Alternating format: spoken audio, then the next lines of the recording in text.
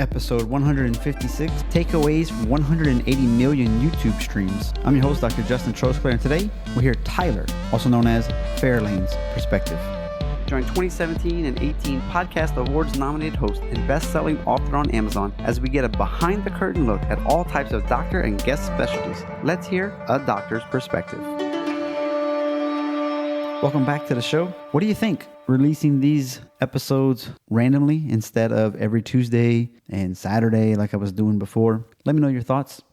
Today on the show, we're doing a little bit of a different take because we're actually going to do a DJ producer. His name is Tyler, but he goes by Fairlane. As the title says, he's had over 180 million views. One track alone had 135 million views. And it's a great story. So if you actually stick around to the end of the episode, I'll give you a behind-the-scenes story behind that release on YouTube.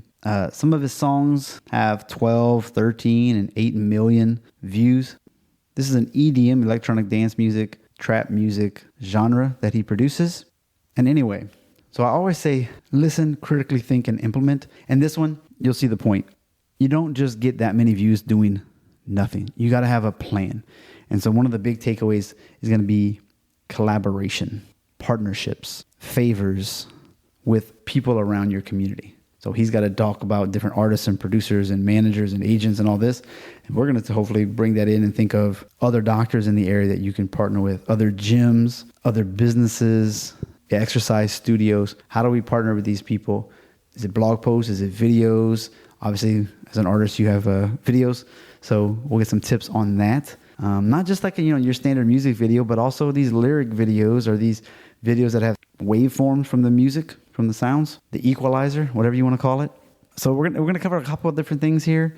I really think if you like music and you like marketing, you'll enjoy this episode. And we'll also have a second bonus. He dropped a new single called Replay in the middle of May 2020. And so he's actually given us 30 seconds of that to listen to. So we'll do that at the end of the episode. And we also will have links, of course, in the show notes to a bunch of the different people that he's kind of mentioned, as well as a YouTube video for the Replay song, as well as a mix that you'll understand later. That is really cool to listen to because then you can hear lots of songs with just one click on YouTube. Quick self-promotion. If you don't know how to use chopsticks, download at doctorsperspective.net/chopsticks. 16 different ways, no more excuses. It's obviously a companion to the China dinner book that I wrote. You can also find the Needless Acupuncture now on Amazon. It was never on Amazon before, but ever since coronavirus, I released it on a Kindle and paperback. So you can find that on Amazon. Just search the name Justin Trosclair. That's all I got for you for now. Let's jump in. All the show notes and the transcript can be found at doctorsperspective.net/156. Let's go hashtag behind the curtain.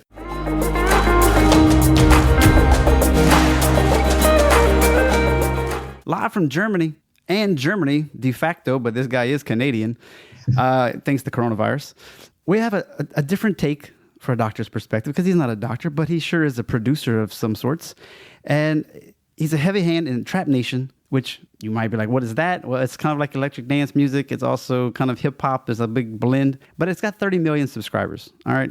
He's got songs of 135 million views, 12 million, 13 million hits like Wildfire, Butterflies, and remixes from some bands you would know. And so this guy is doing it right with video, with promotion, and being that I like the music, I say, hey, let's reach out and see what we can pick from his brain so that us doctors could potentially grab some nugget and learn how to do it from like a production and artist side of things. So please welcome Tyler, better known as Fairlane. Hey, I appreciate that. Thank you for having me on the show. Absolutely. Well, I know it's probably a strange format for you a little bit, but we were discussing Trap Nation, you got Lowly Records. They're kind of independent, but I mean, there's 30 million people. People are into this music, 11 billion views with a B. That's pretty insane. I mean, it's not Despacito, one video, 4 billion views, but I mean, we can't all be Latin pop for the whole world, I guess. No, they set the bar pretty high, yeah. Yeah, very high. But give us a little rundown on what is it that y'all are doing to amass so much followers? Like, how does that play out? I think, from the conversations I had with, so it's a kid named Andre who started the channel. He was 15 years old at the time. And he just, he loved music, and he would, this is in the early stages of YouTube, when YouTube wasn't quite recognized as a music platform the same way that it is today. You kind of look for these simple ways to listen to music, and you'd find songs that you wanted to hear, and aside from downloading them or purchasing them on iTunes, they weren't really readily available anywhere to listen to for free, because you had to understand that, Spotify and Apple Music weren't quite a thing yet either. This is kind of the early stages of electronic music and digital streaming platforms. And so he kind of saw it as an opportunity to just upload some of these songs to YouTube, and, started gaining a little bit of attraction and a little bit of popularity. The channel started to grow, and it hit a point where you kind of run into an issue of licensing, because, that's always going to be a thing when it comes to uploading music to any platform, is you need to have especially now, yeah, you have the proper licensing. And so he partnered at the time with a company called The District. It's based out of Vancouver, actually. There's a couple of good friends of mine that work there, and what they were doing was essentially partnering YouTube promotional platforms with the major labels, getting them the appropriate licensing, and kind of, bridging that gap so that they had, I guess you could almost say, exclusive rights to uploading music that people wanted to hear. And so by capitalizing off of that, they kind of became the go-to channel, Andre and Trap Nation, where you would find these songs that you weren't seeing on other channels, respectively. So that kind of gave him that upper hand and that upper edge, partnering that with brand familiarity. They have a very unique and like instant, recognition with their visualizer, with the fonts of their text, everything. And that kind of just took off as being this entity of its own that I don't think he ever expected to get as big as it did. But, it's just kind of a snowball effect where he was growing so fast that, it was almost too big to stop at that point. And that's kind of how he amassed the number of followers that he did. Because it's got to be quite a journey to get Sony and Interscope and all these major record companies to be like, sure, we'll let you use your stuff. Maybe like Spinning Records or something like that, It's a big, but it's not that big compared to these Goliaths. Yeah, and I think that was something that, Spinning Records was doing, is they're promoting their own content. And so they were kind of a recognizable record label that was doing things. They were promoting the music that they were releasing. And as such, they kind of had that brand identifiability that was like, okay, Spinning Records is putting out, these house records, and they're putting them up on their YouTube, and that's where you go to watch it. And they, grew that way. Whereas Trap Nation was getting these sort of exclusive licensing deals from, Sony, Interscope, Capitol Records that would allow them to host it on their channel. And then that would kind of, give people the incentive to go and check it out. And now there is still a bit of a unique situation when it comes to those things, even with the remix that I did, that Imagine Dragons remix that, now has 135 million views. That doesn't just get given to Trap Nation for an opportunity to license and monetize. Interscope still controls the master of that record, and therefore, because it's being uploaded onto YouTube, they control the monetization. But they're given an exclusive opportunity to host that on their channel, and that's kind of how it, grows in popularity there. So do you even get a cent, or is it just name recognition? It's name recognition, and I've made the mistake of calculating what the royalties would have been a few times. Don't do it. Don't do it. Yeah, that's my main advice on that, is if you've had any sort of bootleg, remix, or opportunity take off, do not look into what it could have earned you. It's better to just appreciate what you have. So yeah, I would say, or do what you did and actually produce music yourself, and then you can actually garner millions of views from your own tracks. And then you control that, yes. And then you can make a living, yes. That's all right. That's all right. Yeah. So it's a dual part question, I guess. Mm-hmm. Most people may have heard of David Guetta, Hardwell, Tiesto, even people who aren't really into the music. These guys are the people that put out these big shows, the Electric Carnival. 200,000 people per show. Yep. And then I think you got people like Thomas Gold, maybe Morgan Page, who, not quite as big. And then I think, in the fence, you got Trap Nation artists who are kind of in the smaller realm. Yep. And they're trying to break free. Now, I'd probably classify you into that, even with 12 million views. That's still a lot. But, what's the goal? How do you transition into, or is that even a goal to get into these massive festivals like that? The reason that the names that you mentioned, like the David Guettas and the Hardwells and them, they were kind of, again, like the pioneers of a genre. It was kind of like the early stages of the EDM outbreak, when all of a sudden electronic music was becoming more and more popular.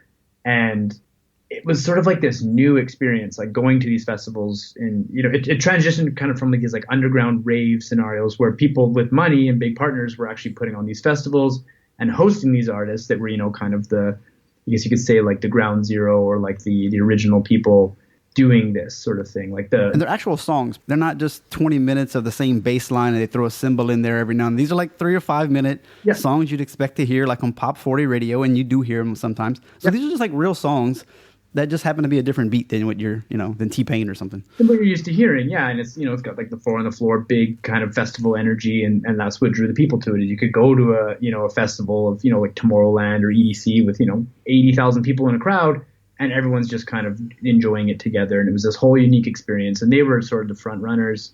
And just like anything else, there's obviously going to become, like a mass appeal where now everybody else wants that same situation because, it's no secret. These guys are making millions of dollars. It's like you see some of their caps. Calvin Harris is making $250,000 to $300,000 a show. You look at that and it's like you do 10 of those and you're a multimillionaire, let alone, the 60, 70, 80, 90, 100 that he does a year. So it kind of puts into perspective what's happening. Now, for someone like myself, who's obviously kind of, I guess you could say, like coming into the game a bit late, that's sort of the challenge is how do you get into that next step of touring and playing live and transitioning from the, the internet basically to the real world, because it's sort of a unique experience and something I've, actually kind of thought about a few times is that you exist on the internet for so long that you kind of forget that those numbers actually represent people. And that's not to sound condescending in any way. It's just like, it's hard to kind of detach your mind from that, where you're so used to just seeing, the numbers tick that you forget that there's somebody behind the screen actually listening to those songs. And so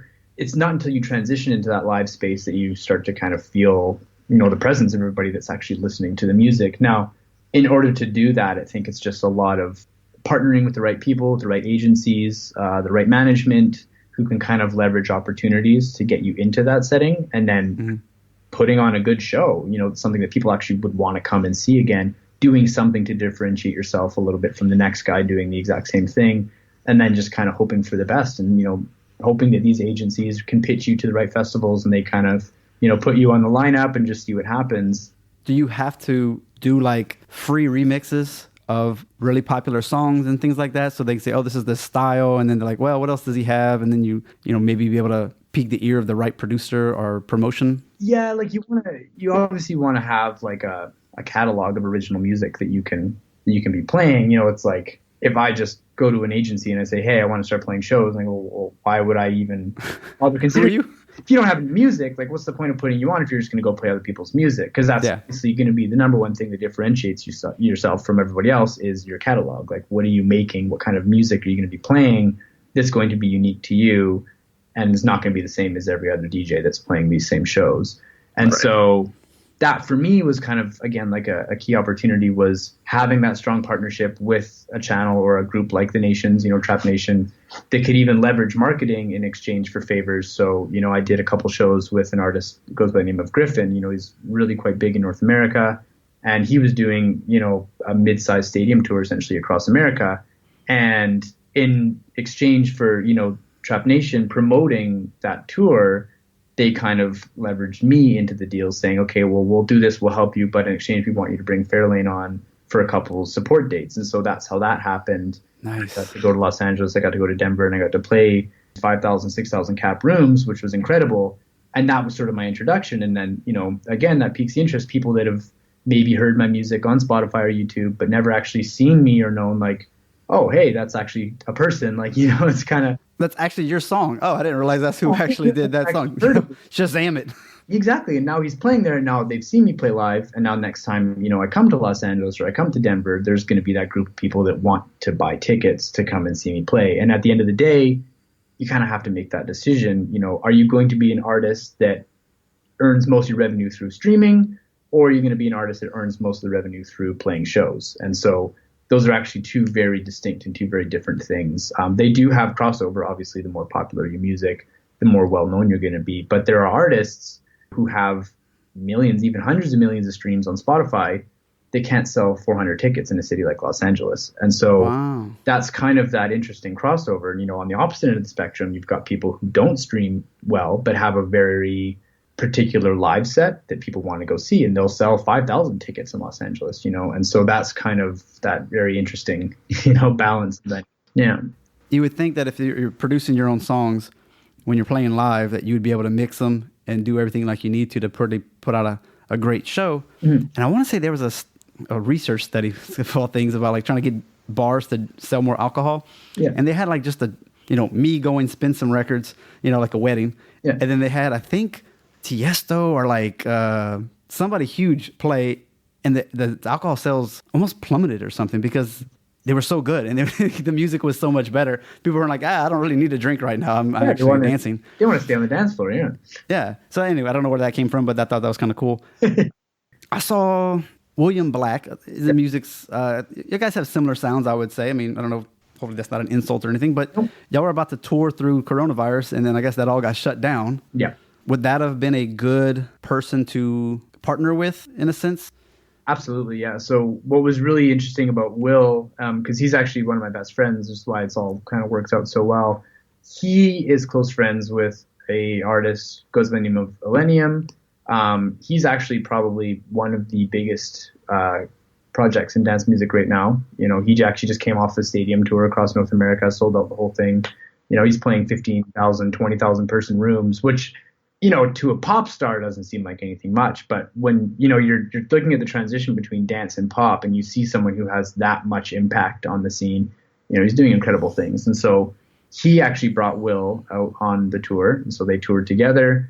And he's, saw like a huge spike in his growth through that opportunity. And that was kind of what then fed into this tour we were going to do together, was sort of, okay, we need to come back, 6 months later. Let's hit those same cities that he played with Illenium and just do smaller rooms, maybe like 400, 500 cap rooms, some of them closer to 1,000, but, in that safe zone of what we think that we could sell. And the whole thing was planned out, and, we've been anticipating it for months. We were all excited, and I spent thousands of dollars on getting my visas approved and everything in the States. And then I flew out to Germany, and obviously everything kind of went kaput after that. But, it's disappointing because these are kind of the opportunities that a lot of people spend a lifetime even working towards. It's like, okay, we're going to do a proper, American tour, especially as a Canadian artist too, stepping into that market, breaking into that. I was gonna say, how do you did somebody do this for you? Like, No. So that's kind of, I learned. Because there's so many clubs in a city like Denver. There's the Church, there's Red Rocks, there's who knows how many other smaller venues. Yeah. That you'd have to like contact all of them, and be like, hey, can I come play in your club? Yeah. No. Next. That was actually Will. He has a really good agent, so he handled the booking for all of that. And so luckily my job was just to kind of like hop on, and I was just sort of figuring out my own stuff. So which was again like, the legal issues of getting visas approved and rushing. Paying taxes and booking flights and, preparing yourself for, okay, like it's a good chance I'm going to lose money on this, but, it's an opportunity to go into this and, really start to grow. And again, like I said, make that transition from being someone who exists primarily on the internet to being a live act that people are actually buying tickets to come and see. And that's like, because there's more money in that too, right? If you get to a certain point, absolutely. Yeah. Like I said, I'm not saying that that's what I expect, but you got Kelvin Harris making $300,000 a show. That's real. That's something that exists, and I'm not saying that everybody is doing that, but even still, if you get to a recognizable point, you can charge yourself out at, anywhere from $5,000 to $10,000 for a show. Costs obviously will accumulate, but you can make a very honest living. I mean, $5,000 a night and you play 100 shows a night. That's not so bad. It's not so bad. No, it's not so bad. Again, the difference, though, I think, is to understand as an individual doing this that doesn't last forever. And I think that's kind of that, like, it's deciding where the longevity is going to be. As a producer, right. As an artist, either you get really lucky and you can save up for 4 to 5 years and then sink into an early retirement. A lot of people do that. Or, you get by and you live a luxurious lifestyle, but you understand that, hey, there's a cap to this. Like at some point, this is going to stop. Yeah, I might have good 5 years. Or yeah, you're going to take off or you're going to slow right down. And so it's understanding, okay, well, what other avenues are there within this industry that I can, kind of navigate that will allow me to continue to make a sustainable living, for as long as possible. And it was, a very good friend of mine and a mentor that kind of compared it to, a garden. He says, like, if you want your garden to succeed, you got to plant a little bit of everything. If you plant one crop and you hope that crop is going to grow and it doesn't grow, well, then you don't have a garden. He says you plant, 5 or 6 different crops. Maybe one of them doesn't take off, but, maybe 3 of them do. You still have a garden. You still have something to eat, right? And so it's the same with music, is you can get in there and you can put all your energy into being a producer. Okay, that's fantastic. But, maybe one day it's not going to work out anymore. That crop's going to die. You're not going to have anything to do. And so that's kind of where, I've always been at, and trying to diversify and say, okay, well, I can do a little bit of radio work here. I can do a little bit of production work here. I can do a little bit of consulting work here, and I can, do my artist project here. And I've got enough to kind of keep my calendar full and my days busy. And that way I'm never stuck just kind of like worrying, well, if one thing falls through, well, what am I going to do next? And so. Yeah, because you guys do a weekly, I'll call it a weekly podcast, but I think it goes to Sirius Radio. Mm-hmm. Yeah, so I actually got my start with a different record label. They're called Monster Cat. They're an independent record label, electronic, based out of Canada, actually. And they're doing incredible things as well. That was my start to it, was like, I would do the mixes. So I'd mix the radio show every week and put it together, and then we would pitch it off. That one just recently got accepted onto Sirius XM as well. But that's how it came about, actually. The relationship with Trap Nation was an opportunity. They needed a mix done in like less than 12 hours. And so put me in touch with them and just said, hey, this guy does mixes. Hit him up. Maybe he can do it for you. And so I remember getting the songs at, like 11 p.m. and going, I'm going to have to stay up all night. But I pulled an all-nighter and I made the mix and I sent it off to them. They were really happy with it. So you don't have to pick the music. You just got to mix them. Like, we already picked the songs. They sent me the songs for that one, yeah. But then, there are weeks where, I have to pick the music. There's weeks where I get it curated for me. It all kind of goes everywhere. But, it's a weekly thing, yeah. So I do that one. I do one more for Chill Nation. I've slowed down with Monster Cat, but there was a point in time where I was doing almost 5 mixes a week on top of everything. But, like I said, it keeps you busy, and I hope everybody's hearing the grind factor on this. Yeah, that's what I'm saying, is if you want something to work and you want longevity in something, you just got to kind of put your nose down every now and then and find a way to make it work. So. Have you ever heard of the artist Imogen Heap? Yes, Imogen Heap, yeah. Yeah, pretty popular at one point or whatever. I was in Denver at the time, actually, and we went to her show, and it was a small venue. Mm-hmm. Maybe there was 500 people in there, but she was definitely not selling out a massive stadium, even though she had just gotten remixed by, I think, Jason Derulo or something like that. Yeah. And it's just crazy. Like, I was really into her, some of my friends were into her, and it's just someone like that was a real pop scene. Yep. Still can't get on the radio, can't sell out, Justin Bieber-sized stadiums or anything like that. No, but had a massively popular record, right? Yeah, made some sales. Well, that's what I was kind of saying, was that, you have someone who obviously has massive success with the song itself, but to transition into that space where people were buying tickets, it could have just been bad marketing in terms of, maybe they didn't promote the show well enough, or no one really thinks of Imogen Heap as being someone that you would go and see live. Yeah, I don't want to see them live. Yeah, it's cool, and they have a really good catalog of music and this and that, but like, that was sort of, I think maybe what point you went and saw her play, but I remember seeing a series of videos on the internet where it was actually a TED Talk. She developed the software and the technology of her bodysuit that allowed her to control all of the vocal effects of her singing, because she would always do things, very a cappella. Live. An entire vocal song right there in front of you. Yeah. I was like, whoa, it was intense. It was like 2008 or something. Yeah. And so, but that's what's really cool about that, though, is like, it could have been a missed opportunity where, like, she was doing something really, really awesome, but wasn't getting those opportunities to go and showcase that. So it's like, as an artist, maybe she got picked up. She could have gotten picked up on, say, like a Justin Bieber tour, and you go and do that, and it's like, yeah, you can play your own show to a 500-person room and, showcase this new technology and do all these things. But, at the end of the day, only 500 people are going to leave with that new impression. Whereas you go and play a stadium supporting a bigger artist, maybe it's not your show, but you go out there and imagine she steps on stage and does this cool thing with the bodysuit to 15,000 people. Hello. Impressions, is that's going to leave. The next time she comes to that city and plays her own independent show, people are going to remember, oh my God, that was that person that stepped out in a bodysuit and made the song live. That was so cool. Absolutely, I'd love to go and see that again. Yeah. So, yeah. Any tips for, because like you said, Trap Nation does have a very special font. Mm-hmm. Their visuals are intense. Mm-hmm. I'm guessing they spend some good money to buy these or create them themselves. I don't know. How important is it for an artist, for yourself, to have a distinguishable font for yourself? Or like, is there a way to make a certain, like when you do videos, do they always need to sort of be similar so that they're like, oh yeah, I recognize that dude? So brand recognition is something that I admittedly need to improve on, but have, understand the gravity of it is that it can make or break an entire artist. You have an artist by the name of Rez, very simple, concept, but she wears these glasses, and they have these, they move. It's like a visual. It's on the glasses, and there's little squiggles or spirals that are swirling, and she wears them on stage, and all you can see from the crowd are these little bobbing eyes that are moving. And she obviously has really cool music and this and that, but it became so recognizable instantaneously that you're at a festival and you pass by and you see those little bobbing eyes, and instantly oh, that's Rez. It's like the mouse guy. Yeah, with the head, with everything. It's something. No, but it's true. It's something. It can be simple. It can be goofy. It can be dumb. But if it gets people's attention and they say, "Oh yeah, I know who that is." You have a guitar.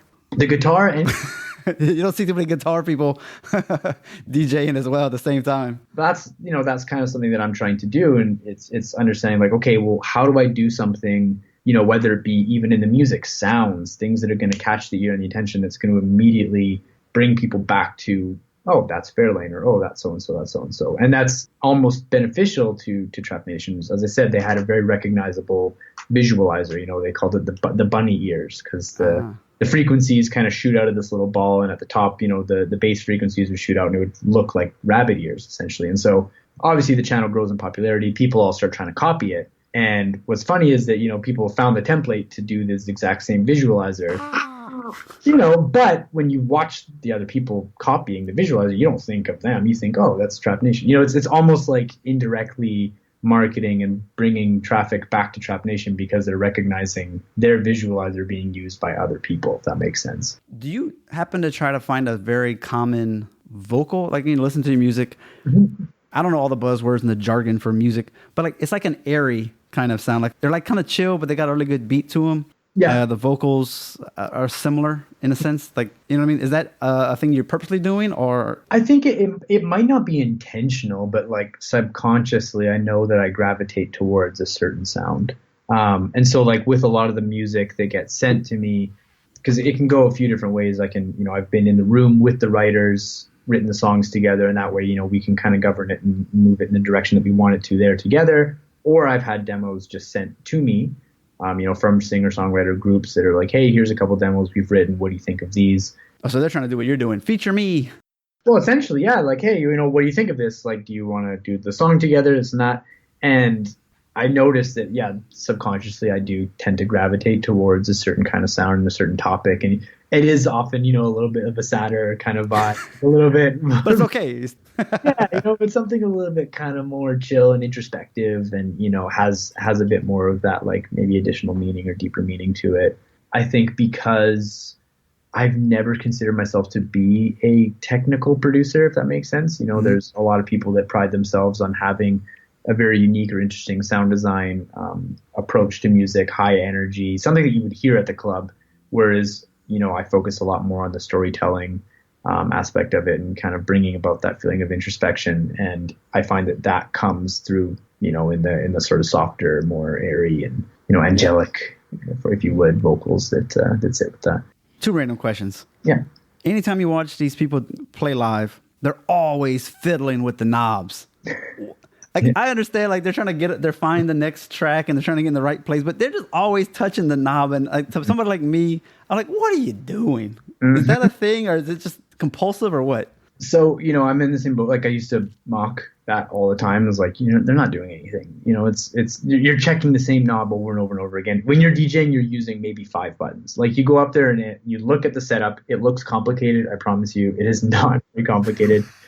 And I used to say the same thing. I'm like, if when I get up there, I'm not going to be touching the knobs. That's stupid, But there's almost, it's like a nervous tick, like a reaction, because when you're up there in front of thousands of people, you don't really know what to do with your hands. I mean, you could literally record your entire hour track at your house, mix it exactly right, and just hit play and just stand there and be like, I did all the hard work. I don't do this live. Are you crazy? If you wanted to do that, you could, absolutely. I think that's kind of like, almost one of the reasons I started playing guitar when I do things live as well, is there's that like awkward 2-minute period in between songs where you don't really know what to do with your hands besides, putting them up in the air, maybe get a horn and fist bump and dance around. That's great. But it's like, it's a fiddling because you don't really kind of know what to do with yourself. When you're enjoying it, you're in the moment and you don't really think about it. But right. That is kind of a tendency, they're not doing anything. From an outsider point of view, I was like, I don't think they're doing much. I think a millimeter here and a millimeter there. No, they're not. Oh man, I'm laughing at myself here. We're talking about a bunch of doctors here. Hopefully they're hearing everything you're saying about like partnering up with other people. So he's talking about other artists. He's talking about other labels. People are sending him demos. They're wanting to do the same thing. As doctors, of course, we could be looking at the same thing in town, like a local, you're a dentist. Who could you partner with? Could you partner with the busiest chiropractic clinic in town, with the orthodontist, with a medical doctor who sees, I have a headache. Oh, is it a jaw pain? Maybe you should go see the dentist. So there's lots of collaborations that we can do. And we're talking about videos. It's kind of the same way. A lot of us are nervous to do videos about, it's kind of a strange thing. Like, let's talk about sciatica. Well, how do you make that fun? Okay, well, maybe there's a CrossFit guy down the street and y'all can share each other's audiences and do the same thing. Or you can record one video and he can record another one in a different way and then post-edit. I mean, you can go on Fiverr and get somebody to do that for you for a few bucks and just put something out there that's good. I always tell them you got to critically think about what's being said to implement it what we're all doing. Have you ever considered, or is this silly, doing a jingle for companies or like Morgan Page did some tracks for Tesla? Yep. And so is that like a thing? Is that another avenue that you could go after, like business jingles with your style of music? Yeah. I mean, there's one of two ways that's approached. So like you could be almost like the Charlie Sheen from 2.5 Men that, sits in his room and literally writes jingles like the State Farm theme or something of that sort. Or you can look into getting a publisher that will pitch your music for syncs and syndication. And so that's a big one is, having your music be used in commercials, like say like a Tesla or Honda commercial. These are some big deals. These are massive licensing deals that could earn you, in the high thousands. Can you imagine being on the next Apple commercial? Apple pays out almost, $100,000 for your song to get played on there, not to mention the rise in popularity that you get from doing that. So I have had opportunities that, didn't quite fit the calendar or what, I was willing to do at the time, but they come forward and they say, hey, we need a song that kind of maybe says these words or has this kind of vibe. Do you have something? And if you have it in your catalog, absolutely, you can pitch it to that. If not, if you think it's a good opportunity, you can produce that. But there are people that do make music specifically for sync. I actually have a good friend out of Los Angeles that just took on that project with his friend. It's an inner circle thing. A lot of people kind of, it's with any industry, it's who and the people you've partnered with in the past that can bring those opportunities up. But they had a good friend that was specialized in sync placements for movies and commercials and things of that sort. And they have a particular sound that they wanted. And so they sat down and they produced out 3 EPs that consist of the sound that people want to hear for sync. That's not going to be an act that's, ever, or it could, I don't want to say that, but as of now, it's not planned to ever tour or, put out any merchandise or have any sort of brand familiarity or recognition. Its goal is just to make music that's going to get placed in commercials, to, basically create music for commercials, do specialty projects, and earn money that way. Because it seems like there's a lot of push. Like I watched the show Blacklist, and nearly into the show, they always have like a really cool, kind of chill, dramatic-y type of song. And one of them, a couple times I like the song, so I Shazam it. I'm like, oh. And then you listen to the album, and then you buy the album, but it seems like I would be putting my effort and my money. How do I get my name onto a TV show like that? Yeah. But that's just Justin. I was like, like you said, diversifying your portfolio. So I don't know. It's having a good publisher will be pitching your songs to the right people that are going to hear that. Oh, that's the hard part, huh? You and his other 100 artists in his belt. Everybody, because that's just it. Like I said, everybody wants a piece of the pie, but it all comes from, if it's a piece of advice I could give to anybody, it's favors always seem to come around full circle, especially in this industry where a lot of things are done on spec. You're not out there looking for money with every opportunity. I've had a lot of singers, a lot of producers, people that need help on things that I've done just because, I believe in them or I believe in the project, or not to sound like that's my intention, but I know that at some point there will be something that I'm going to need help with that they're going to be able to return that favor for. And I've made a lot of relationships and had a lot of introductions made that have led to bigger opportunities through those simple gestures of, hey, I'll produce a song for you, or I'll record some vocals for you, or I'll touch some things up for you. And it's very simple, but you'd be amazed how far it can go at times. So, I mean, that's huge in any field, what you're talking about, especially when you're first starting out and just trying to get your foot wet in the door and keep your doors open as a doctor in general. Like, We have the same issues. We have to market. We got to get people better. We got to get word of mouth. We have to try to get people to send referrals to us because it's the best way to make more money, make a living. Yeah. But strange how that works. I think there was one more. If you had like $600 to buy a piece of equipment starting out, what would you get? Is that even enough money? For some, I mean, it depends on what. I mean, there are a lot of plugins that, I mean, I don't want to speak on behalf of the industry. A lot of things are available. There are ways of getting things for free. Not that I encourage that behavior at all, but I have found that there's pride in ownership. You mean sample before you buy? That's a good way of looking at it. And actually, I have met a few friends that have done that. That have said, dare I say the T word, I'll torrent it, and they'll sit with it and they'll play with it. But a lot of these things, there's plugins that cost $500. There's a plugin called Omnisphere. It's a huge sample bank of sounds and synths and all these things that make it's really cool, but it costs $500. And it's like, I don't even know if my computer's compatible. I drop $500 on this thing and I go to load it into a project and it crashes because I don't have enough memory on my computer or I don't have enough, CPU. That's a problem. It's obviously going to suck. It's not like something you can just go and return like you bought it at Walmart. No, it sits like that. But there's a lot of, bundles of, compressors and equalizers, the FabFilter bundle, something that I bought, the first time I had money available to me. I bought the Pro C compressor and the Pro Q equalizer and all those things. And it's gone, so far. I mean, I can't even imagine how you guys produce music because I get overwhelmed sometimes with just my basic, put these shows together with. I'm just like, half these buttons I don't use, much less if I'm trying to produce a song and be like, where did they come up with that sound? And then that sound. I'm like, what is that? And then it could have been like this simple sound and they put 5 filters on it and you're like, wow, how did they even think of that? It's all trial and error. A lot of it, crazy. There is familiarity. There's sounds that I know how to make and I'll go back and I'll make them again. But a lot of the new stuff is just kind of like, what would happen if I threw this on there? And you don't really know what to expect. And it's just a lot of tweaking and doing things. And none of us have really gone to school for this. Some people have, but a lot of it is just kind of like learning through doing. Germany definitely has some DJ schools. Have you seen that?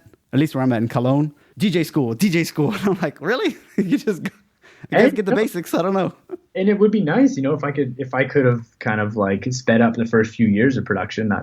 Those schools are essentially doing that. It's like going from that realm of, oh my God, this is the most overwhelming and intimidating thing I've ever seen, to, oh, cool, this is how this works. And, maybe now it's actually not that intimidating and I can go into this and I can make a song and know how to do that.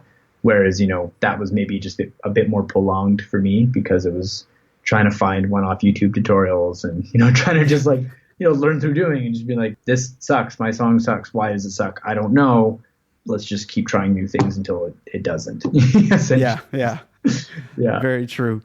I guess the last question, if you'd like, is when you're making videos, does it have to cost a lot of money? Like, do you have, is it someone else's ideas that help you create a video, or how do you go about that? It doesn't have to cost a lot of money. Anything, same thing with music. It can be simple. It's about finding a cool concept that works. So I had the benefit of working with a friend. His name is Zachary Moxley. He's based out of Vancouver, does incredible video work. And so all the videos that I've done have actually been shot with him. You break your song these days, or if they don't like your video, they just can do the graphic overlay and be like, yeah. Yeah, no, I actually had this discussion with somebody the other day. I don't think that it necessarily will help break a record. I mean, if you have a video go completely viral, absolutely. But I think in this day and age, don't make a video with the expectation of having it recoup on the expenses, because it's purely a marketing tool, and you're using it as a way of representing yourself through visuals that, you might not be able to do through the music.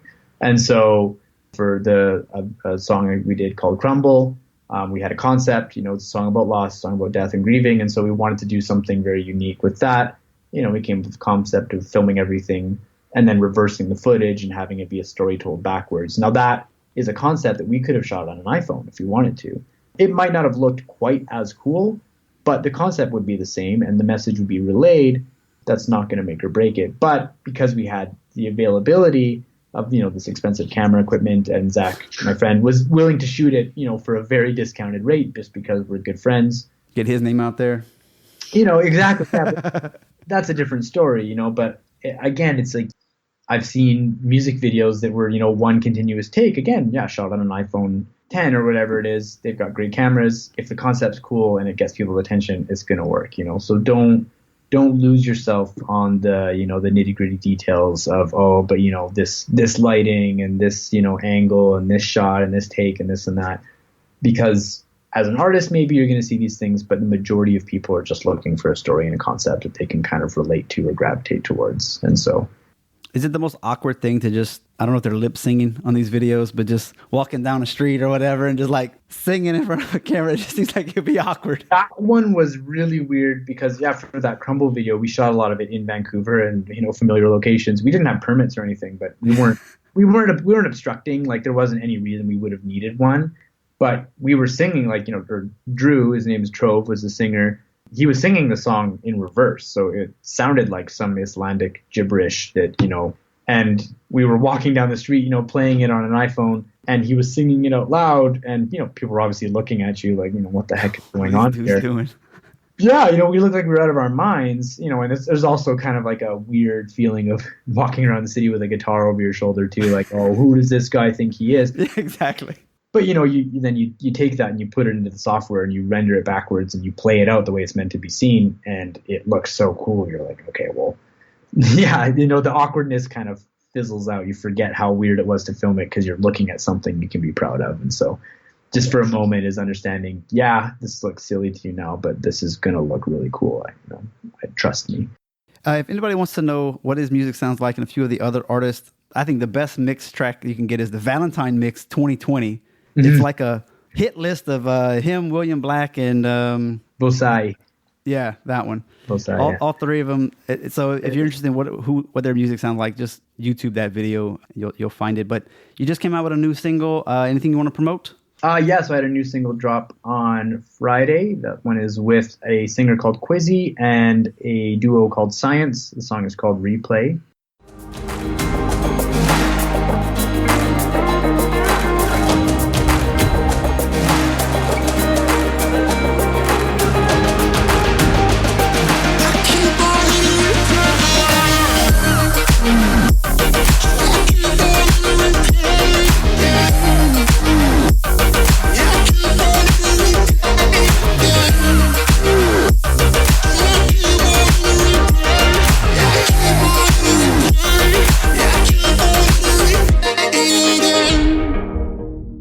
And that one came out on all platforms on Friday. It's a little bit different from everything I've done. It's a little bit more dancey, a little bit more poppy, but super cool storytelling in the singer. And I'm really excited about it. You actually want people to buy your music though, right? Like go to these sites and actually purchase like for 99 cents or whatever it is these days? Or just stream it, just listen to it. I think I wouldn't be doing this if my goal was just money. I think I just enjoy people. That's what I'm wondering. Is that a thing now? Like you can try to go and get people to buy it off of iTunes or whatever, but hey, you know what? I can still make money if this gets streamed 8 million times. So either way, I'm still getting paid. Yeah. And it's just exciting to see something that you made on a laptop get played like that. It kind of like takes it out of the world of your desktop and shares it to everyone else. And so when you see these numbers, as I said, again, it is sometimes hard to make that distinction that the numbers are people because they are people listening to it. But yeah, it's really cool to see that, something that you're kind of enjoying doing. Like, I'm having fun making music and now I get to share it with people and they get to enjoy it. It's a really cool thing. So do you get upset about these YouTube to MP3 converters? Is that like a vein of y'all in existence? No, I mean, you're never going to be able to stop people from getting music the way they want to. Do we all do it? In some form or another. Everybody does it in one form or another, whether you're downloading it, torrenting it, YouTube to MP3 converting it, it's whatever it is. It's just at the end of the day, I just want people to enjoy the music. And so that kind of goes full circle. All right. Any web pages or just go on YouTube? Yeah, you can find me on YouTube by searching Fairlane Music. You can find me on Instagram by searching Fairlane Music, on Twitter, Fairlane Music, across all platforms. Yeah, if anyone hears this and wants to say hey, feel free to say hey, send me a message. Yeah, he replied back to me. That's how it works. Yeah. Well, I appreciate your time and coming on the show. Yeah, I appreciate you having me. It was a lot of fun.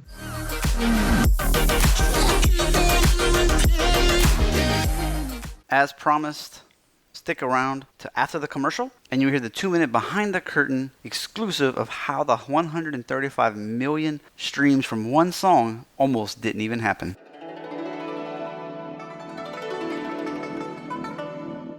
Another great interview has ended. While you're on your phone, click that review button. Write up a nice review for me. 5 stars if you could. As everyone says in the industry, it'll help other people to find us when we have enough rankings. Not to mention, I'll mention you and your review on an upcoming episode. If you follow me at all on Instagram, you know you only get one link. So I use a Linktree. And so it's a doctorsperspective.net/links with an S. And that's going to give you everything you need to know. The top episodes of 2017 and 2018, the podiatry series, dentist, acupuncture series, holiday 2017, financial series, how to write a review, how to support the show like buying a cup of coffee, getting swag like t-shirts, the Today's Choices Tomorrow's Health book. That's the blueprints for better health, exercise, picking food correctly, and financial. And then, of course, bundle packs, which can get you the No Needle Acupuncture book for 40 common conditions, including the electric acupuncture pin at a great deal. The resources page has some of the products that I like. It's affiliate style, so if you buy something from them, I get a piece of that. Just like on the show notes pages, if you buy a book from clicking that link, I get a small piece of that as well. So I really appreciate that. Things like Screencast-O-Matic, Pure VPN, Missing Letter, JLab speakers, Prolone, Edge, or Hawk grips. Once again, if you do need any coaching on how to improve some of your blood work, drop weight, and the Prolone diet, fast mimicking diet 5-day plan, let me know.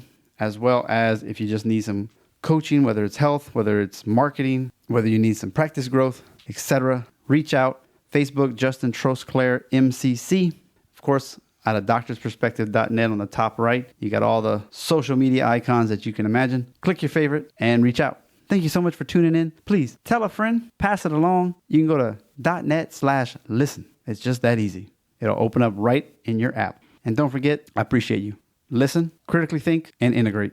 See you on the mini-sodes on Thursdays and Saturdays. Hope you're enjoying those. I'm definitely having fun summarizing these podcasts in less than 10 minutes for you. You get the nuggets without having to waste your time. Have a great week.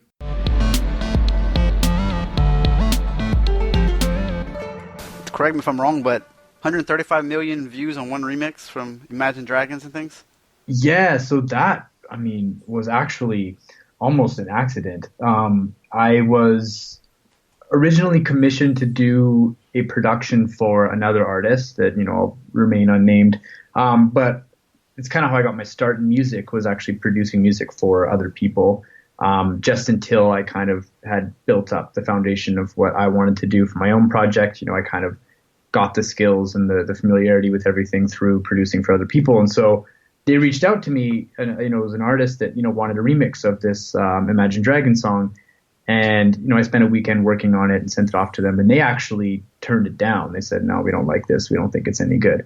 And so, because it didn't go through the official label, which is Interscope, it was going to be deemed a bootleg remix at the time, and so they just kind of let it wash away into nothing. And then my friend Kirk, who works at the label, he, proposed the idea of putting it out just for fun. And so we actually made up a new alias. We called it Kid Comet. It was just kind of for fun. And we put it up on YouTube to see what would happen. And lo and behold, I think it did 5 million streams on YouTube in 2 days. And we were kind of like, okay, so people are enjoying this. And, within a month, I think it was already almost at 20 or 30 million. And at that point, we realized that it was going to take off. So we switched it back to Fairlane, which is my alias, and then it kind of just kept going from there. And so it was one of those things that you never expect something to happen. And 5 million in 2 days, you're like, nah, that would have what? Yeah, that's an M. Yeah, somebody likes it, right? So that was really cool to see. And then it makes them happy too at the channel, because they're getting all this traffic now, and they see a spike in subscribers as well, so it's kind of like a mutual growth benefit at that point.